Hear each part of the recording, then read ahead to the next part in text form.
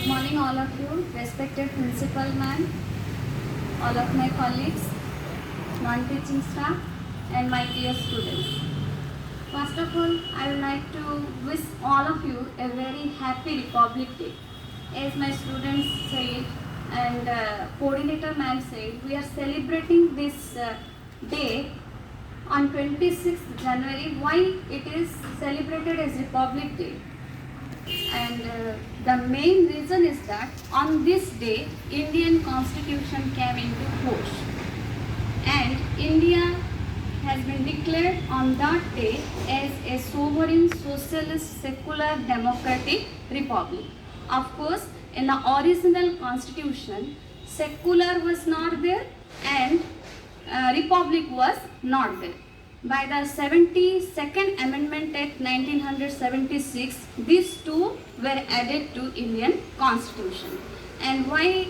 And what is the meaning of sovereign state? Sovereign state means we are not under any outside control. We are supreme. People are supreme here. The sovereignty lies in the hands of the people. So India is a sovereign state. Then come to sovereign socialist. Why it is called as a socialistic state? Because there is no wide gap between rich and poor, haves and have-nots. Then third one is sovereign socialist secular.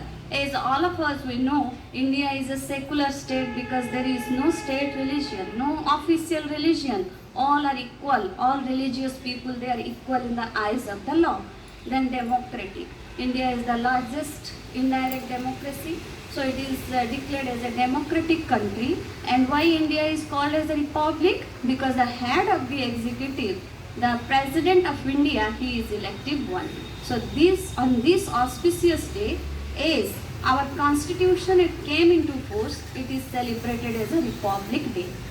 And as you know, Indian constitution is the longest written constitution in the world, whereas the greatest democracies like USA and UK, they are having very short constitution. UK constitution is unwritten one. USA is having only 7 articles, but the original constitution of India was having 395 articles. Now more than 450 articles are there. So we are feeling proud on this day because the makers of our constitution, who were the makers of our constitution? As all of us we know, B.R. Ambedkar, Baba Saheb Bhimrao Ambedkar. He was the father of the constitution, the chairman of drafting committee. But the Constituent Assembly, which was prepared for writing this constitution, the president was Dr. Rajendra Prasad and the temporary president was Dr. Sachidananda Sinha. This is not known to many people. Dr. Sachidananda Sinha was the first president of that Constituent Assembly, and the Constituent Assembly took 2 years, 11 months and 18 days to write this lengthy and bulkiest Constitution of India, and they have presented us.